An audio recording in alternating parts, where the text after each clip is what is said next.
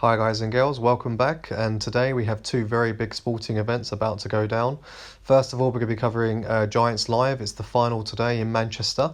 It starts at 5 p.m. You can live stream this if you go on to officialstrongman.com. There'll be an option to stream it. Whether you want to do it obviously on your phone or not is up to you. And today, yeah, it's going to be a huge event. So we've got three golden tickets up for grabs for the best athletes today to compete in next year's World's Strongest Man.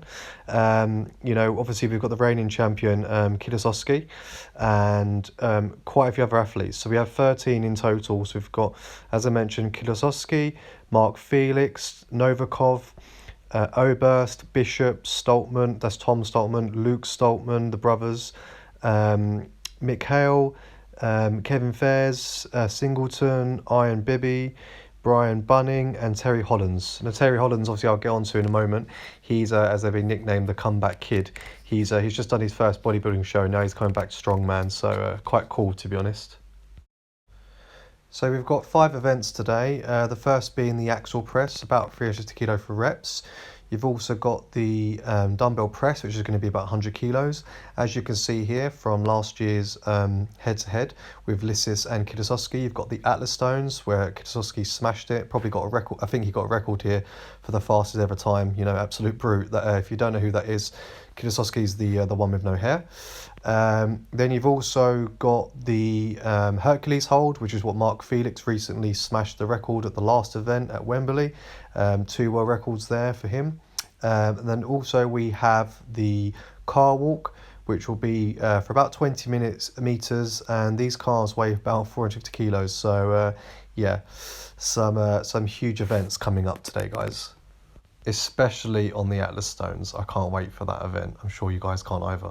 Now, in my last video, a few people got upset that I didn't really focus on Kieliszkowski, and it's not that I don't, value and appreciate what he can do. He's an amazing athlete, and he's proven himself to be a winner and a champion, and he's going to be amazing in today's event. But I do still think that Luke Stoltman's got a very good opportunity here, because I think he did really well in the last one at Wembley. But my top 3, similar to Eddie Hall's predictions, would be Kieliszkowski first, Novikov second, and then lastly, I think one of the Stoltmans, and I think personally Luke. Not quite sure who obviously is gonna come through. As we know, things can go wrong on the day, and that new people are coming in. There's newcomers, so let's see what happens. But I'd like to know what you guys think. So please leave your comments below. Now moving on to the next story, just quickly about Terry Hollands. Terry used to be Britain's strongest man, and also twice he's been 3rd at World's Strongest Man. So as a strongman, he's done amazing things in his career. And he recently did his first ever bodybuilding show and actually came 2nd in 2 of the events and 1st in 1. So it's quite an amazing transformation what he's done to go from, he was huge. He was a big strongman, but he was overweight as well. And he strips it all down, and he competed in his first ever show and did really well. But now he's coming back today and to compete, and I'm really looking forward to see how he gets on. It's obviously not been very long. It's only been a couple of weeks since he did the show, so let's see how he gets on, and hopefully he's still retained some of that raw strength and hasn't lost too much from obviously cutting down for a bodybuilder. So good luck to him, and good luck to everyone else competing today. Really looking forward to seeing it. Remember, it's at 5 o'clock in Manchester Arena, and can be live streamed if you go on officialstrongman.com. And that leads me on to the second biggest sporting event today, and that is UFC 242, which will be at the arena in Yas Island in Abu Dhabi. Now, this is a big fight, and as we know, Khabib has been out the scene for 9 months, obviously after his suspension from the controversy of 2018 with Conor McGregor after he fought him. As we saw, and you will see in the video coming up, he jumped out of the cage and attacked one of Conor McGregor's team for basically trash talk. That's what it was said. These guys have always got beef, and they're shouting out abuse to each other, and he lost his temper, lost his cool, and unfortunately got banned for 9 months and had a $500,000 fine. So he's only been back in the scene since July, Khabib, and obviously this fight has been long awaited, and Poirier has done amazing to get to this stage. Now, obviously, let's talk about Khabib first. Khabib, as you can see, has never lost a fight. 27 wins, 27 fights. I think those stats speak for themselves. He is the current lightweight champion of the world. No one has ever had a record like this before in any division. He consistently defends his title and takes down anyone who comes in his way.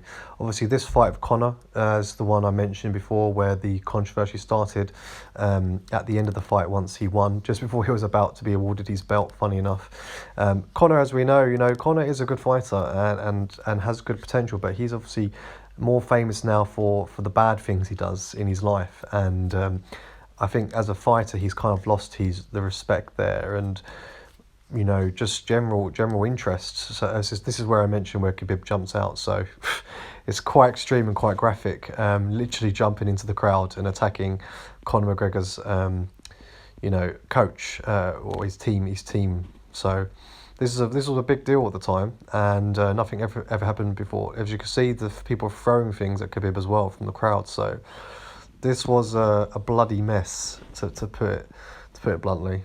Now, for those of you who don't know Khabib, he's a Russian fighter, and he was actually the first Russian to ever win a UFC title.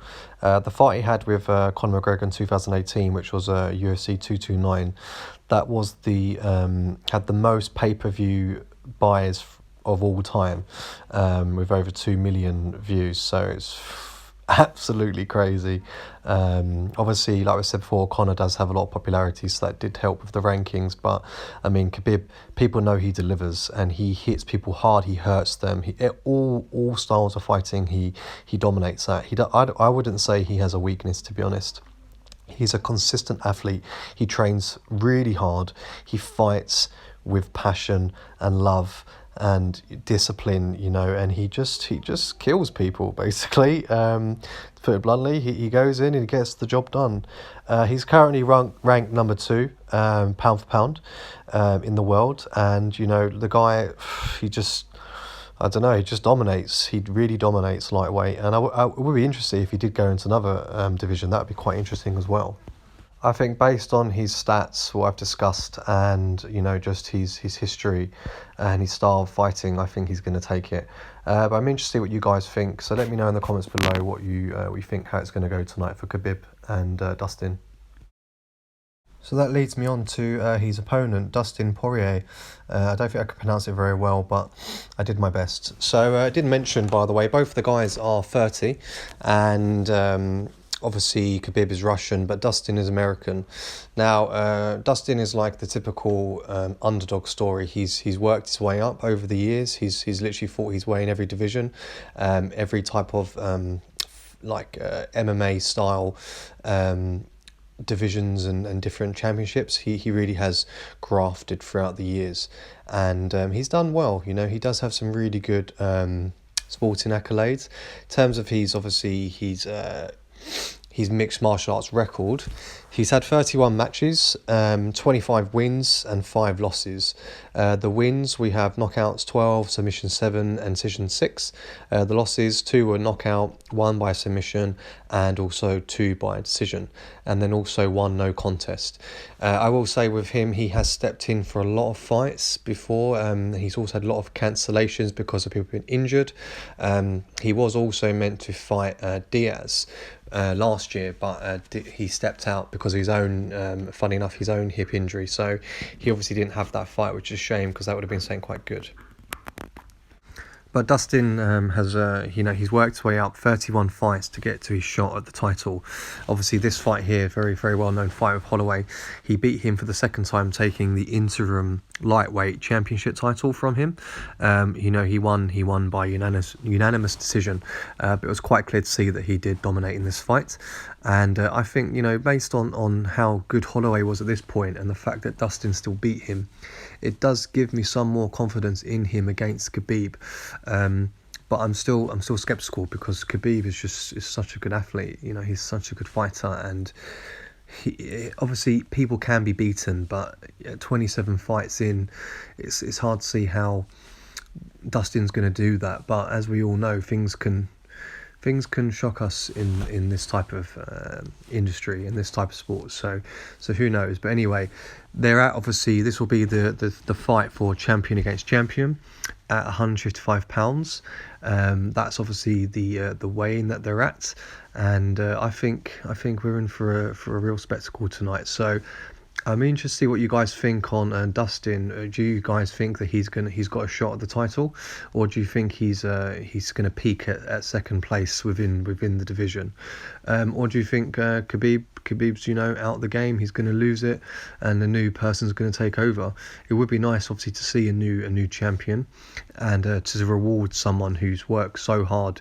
He hasn't taken any shortcuts to get to the top. He's just grafted and worked his way up and fought really hard, blood, sweat and tears, literally. So let me know what you guys think in the comments below.